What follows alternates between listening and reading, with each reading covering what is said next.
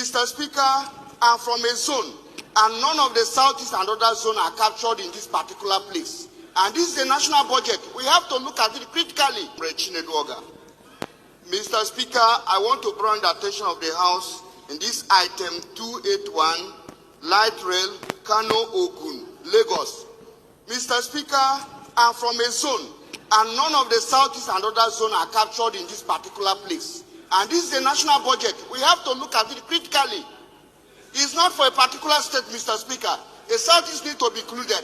That is my point of order, Mr. Speaker. Thank you. Thank you, Honorable. Your observation. I am sure in the course of the year there might be... Mr. Speaker, no other time. It is now. Let us do it now. Mr. Speaker, observation. They are already ongoing now. Yours is noted, Honorable, and will bring it to the attention of Mr. President.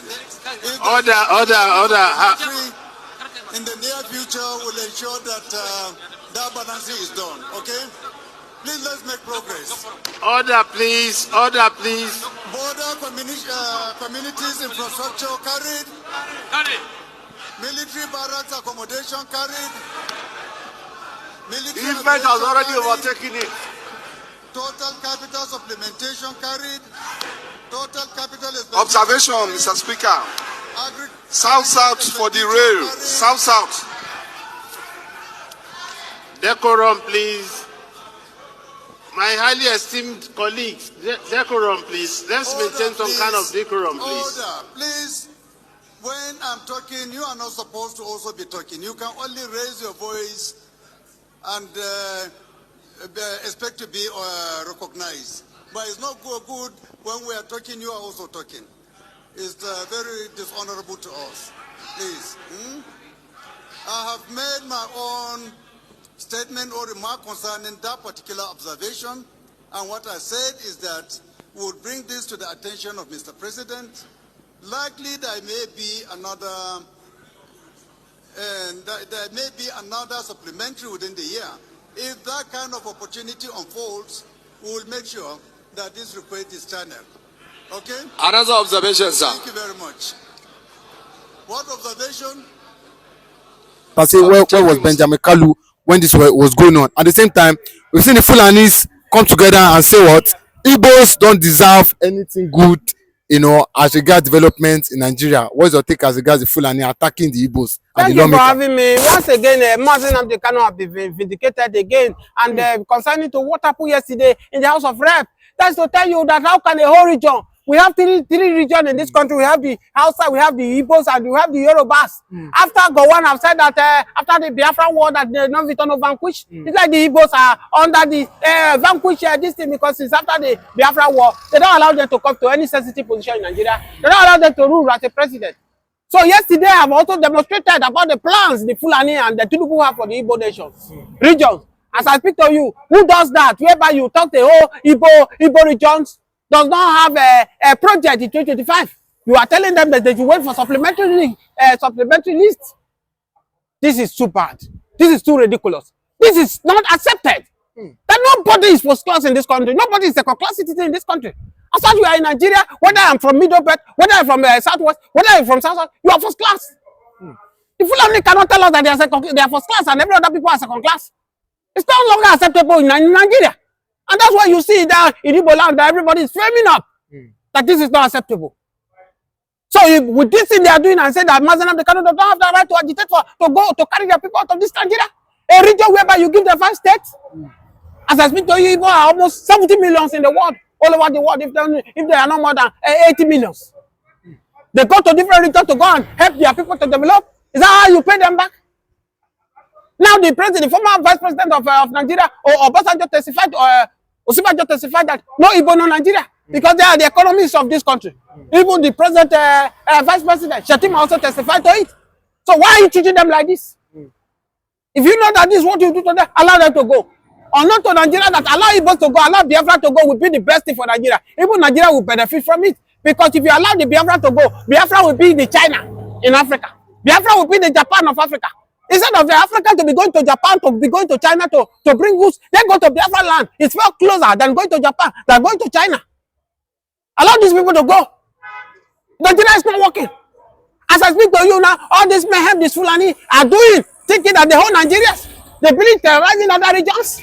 It's no longer acceptable. No wonder Daniel Bawala, the man I call Stomach for Structure, came on the national news and telling that Mazen Kanu cannot be released until Mazen Kanu drop the agitation of Biafra. And Nigerian constitution is 1999 constitution.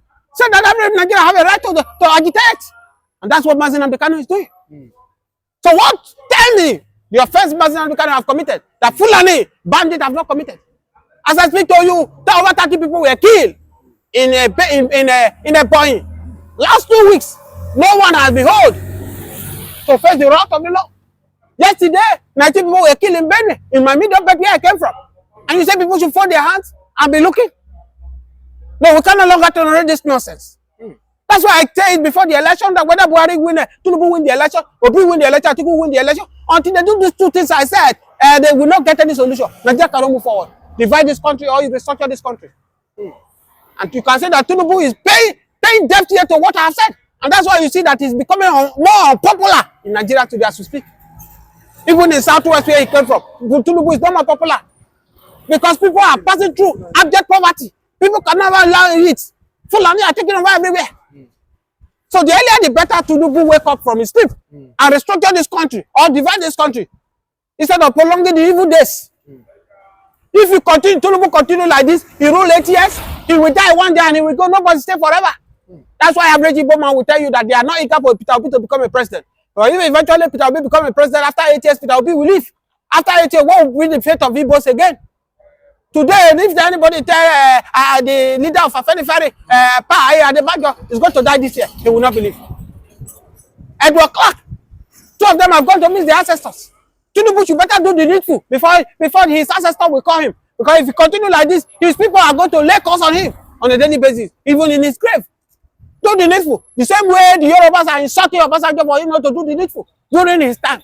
Right now, President Bola Ahmed Tinubu, everything is in his table. Let him do the needful and restructure this country. Let everybody have his own. Is this a country? It's no longer a country whereby the medical doctors would sell all their hospital and move to abroad to be doing caregiver work. So for me, I think the truth has to be said without looking anybody face because it's because of the fear. Our fathers are fear that put us into the mess we are today.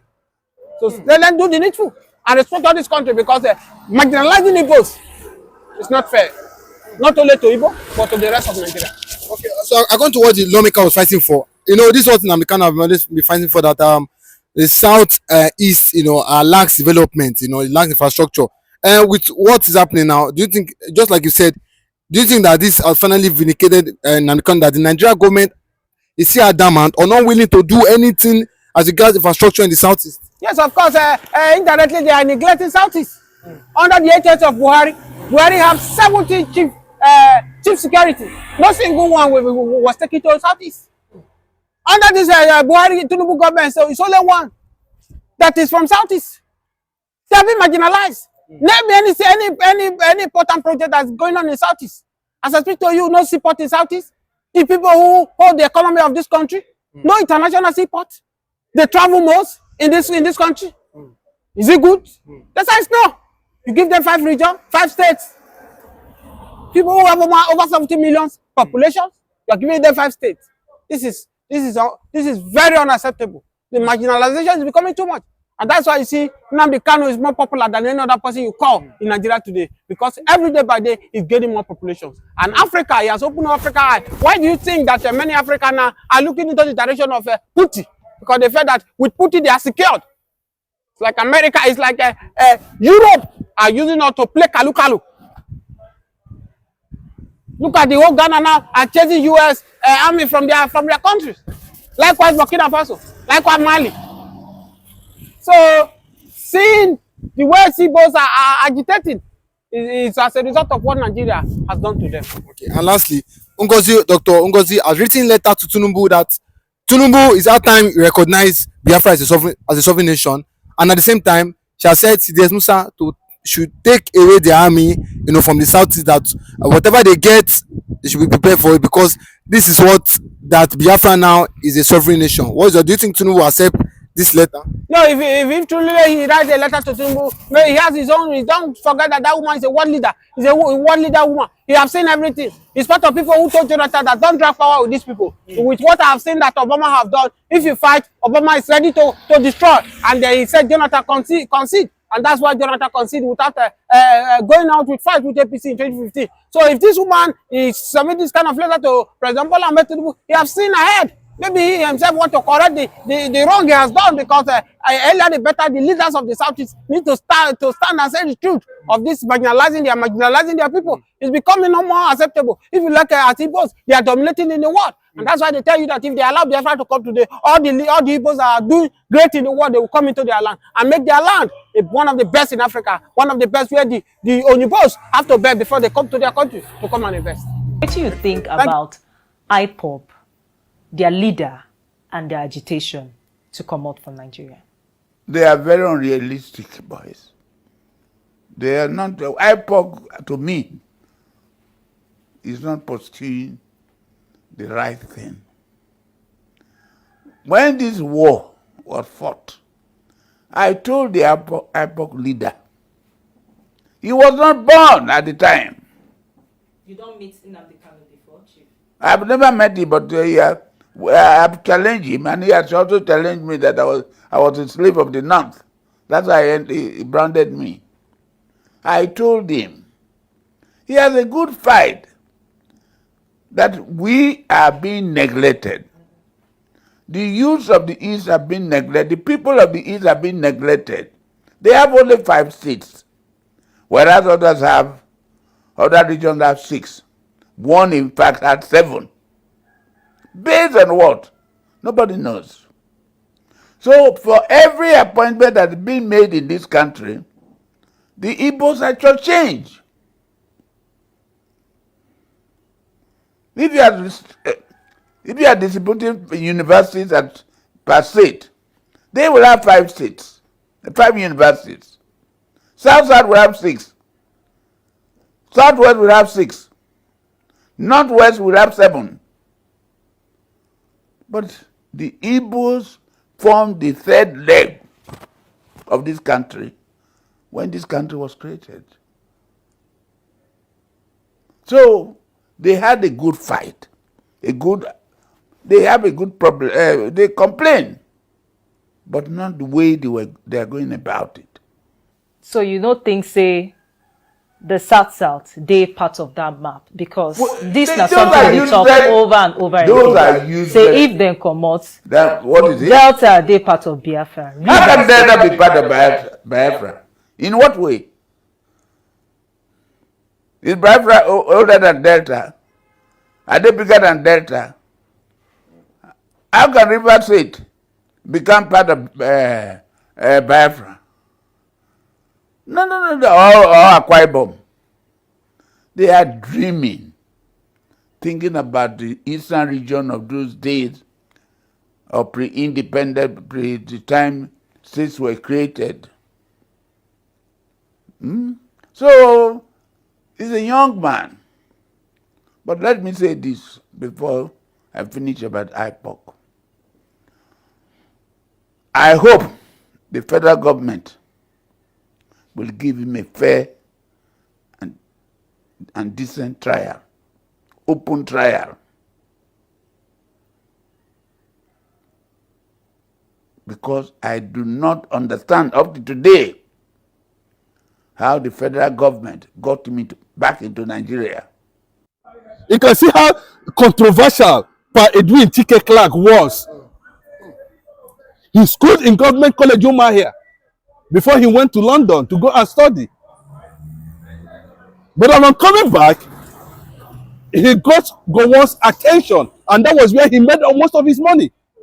Unrealistic in time past, and he has always worked with the Nigerian government, and a lot of people are not happy as regards this in the time past. What's your take as regards? Yes, I can tell you there's a lot of reservation about the position and his understanding and his reaction to the Igbo problem. He might not have an issue with the Igbo state in Nigeria, but he has issue with the Biafra. You see the two different things there. You don't have Igbos staying permanently, whether good or bad, you know, and continue to campaign for nationalism, continue to campaign for integration of the Igbo. But when it comes to the issue of Biafra, he takes another stand. But it's not like that with Pa Ayo Adebanjo.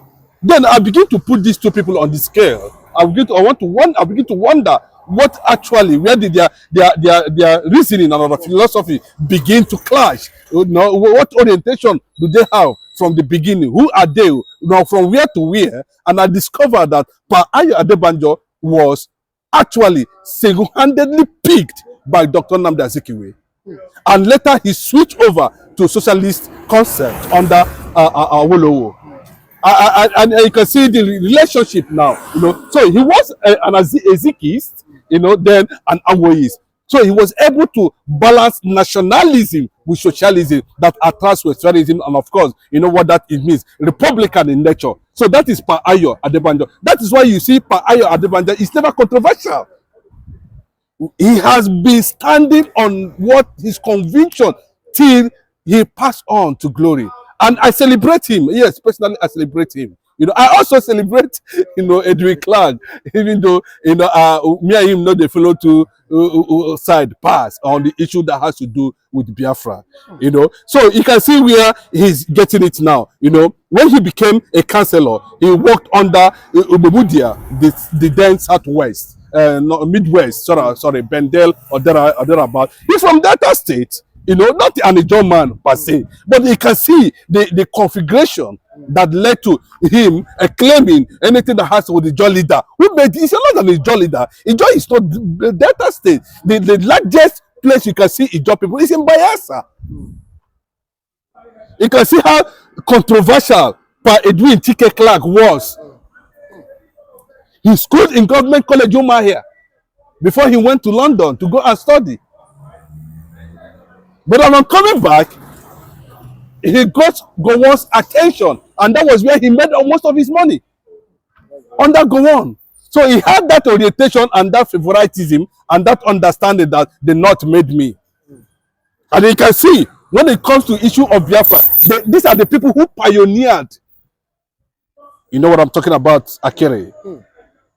Abandoned property. What is his name again? Keksaro Wiwa, who was still living in Linus Odumegwu Ojukwu's property in Port Harcourt until Abata killed him. And up to today, when he asked Edwin Clark what is happening to the Igbo, he said Igbo should remain in Nigeria and do what? Die. But when you look at IPOB person, he said, no, they are interested in crude oil. But the Fulanis have been taking the crude oil for more than 60, 70 decades now. Sorry. I can tell you. So you can see the orientation, you know, one was made by Gowon, one has the combination of two powerful forces. One was a nationalist and one was a socialist. The socialist concept, the nationalist concept, he started with nationalism, and when he discovered that Nigeria is being fractured under corruption, he moved to Awoist, and he was able to understand that Awo actually never wanted this Nigeria to be part of Nigeria. But Azikiwe, in his pride, I don't know how to go about it, he wanted a nationalist agenda. And that is where we found ourselves today. How do you now connect this, you know, to their life and times, and of course the legacies they have left behind? Nigerians I've not seen anybody comment against Ayo Adebanjo, but you see people talking about Edwin Clark from different perspectives entirely. He has consistently called for Mazi Nnamdi Kanu to me. The only thing Edwin Clark was able to do is to say he was supporting Obi. That was the only thing I can see. You know, but in everything, the Northerners, we are using him. We are using him against the interests of Igbos. We are using him. He went over the board where South was created. He saw himself as the father of the Igbo land, Igbo territory. Until Ohanese, in their wisdom, was able to zone the Ohanese to the south, and somebody from Ugwuocha, Port Harcourt, emerged as the president of Ohanese General, and that is John Mbata Azota.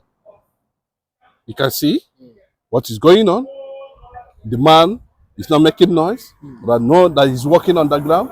He's trying to make sure that every party, every group is being carried along. And that is why he has not come out to take a particular stand on Mazi Nnamdi Kanu until recently, where he said that the Eastern governors are the problem behind, because the fear of Mazi Nnamdi Kanu's influence would dwarf anything that is left of their remains. But the fact is still remains that Pa Edwin Clark was a legacy. Pa Edwin Clark was a South-South voice. Pa Edwin Clark was a regional champion. Pa Edwin Clark was a semi-anti-Igbo personality. Pa Edwin Clark was a pro-Fulani agenda. Pa Edwin Clark championed factors, agendas, policies, sentiments against the Igbos. Deliberately or undeliberately. That is the picture of how everybody sees it. He's a very rich man, not a poor man. He's from Bomadi in Delta State, current Delta State. He's not an Ijaw man. But we'll tell you, a Ijaw leader. You see Nigerian press, Nigerian media. You see Nigerian media. They are one of our problems. But he has never come out to debunk it. Like, he's not from the Ijaw nation. Bros, but we are seeing that Bomadi is in Delta State. Abi? And you see the reason why Samuel Obomudia was able to make him one of his cabinet members as at that time, because he's from Delta State, Midwest. Do you understand? Midwest. So if we are saying this thing, let people get the facts correctly. That at a point, these people begin to,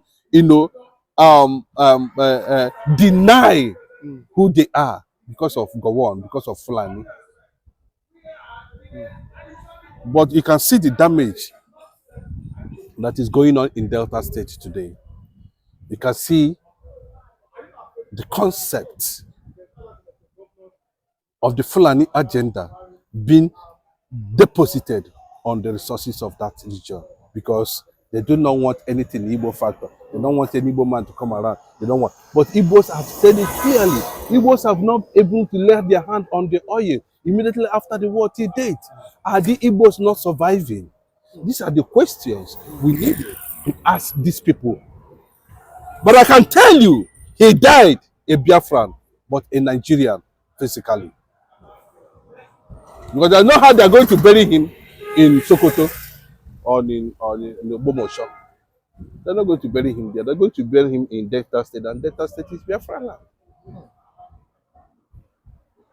What is called South-South? Go and Google it. Write South-South on the Google and see the signs. Google will warn you. Say there's nothing like South-South.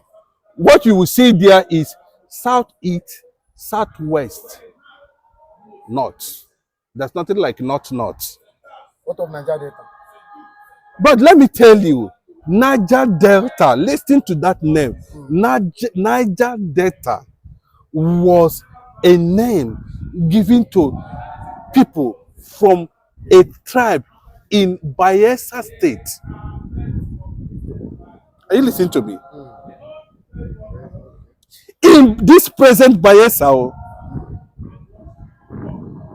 understand what I'm saying? In this present Bayelsa, a distinct tribe, that was the name Azigboro and the rest of them were able to coin and call Ijaw people Niger Delta. But how many Nigerians will be able to tell you that? But when you mention Niger Delta, they say including Bini. Who told you that? That Bini is Niger Delta. Bini is Old Eastern region. became Midwest under Osita Osadebe because the British still fear the Igbo influence. After they have conquered Benin, it took them 45 years before they can conquer the Igbo land. The Yorubas actually invited them to come because they don't have any issue, any struggle in the north. But seeing what they have done so far, the Yoruba nation, we are inviting them to come and colonize them. But Igbos, you see, that is where the issue started from. That's what the foundation, the coupling, the amalgamation started showing signs of, disintegration.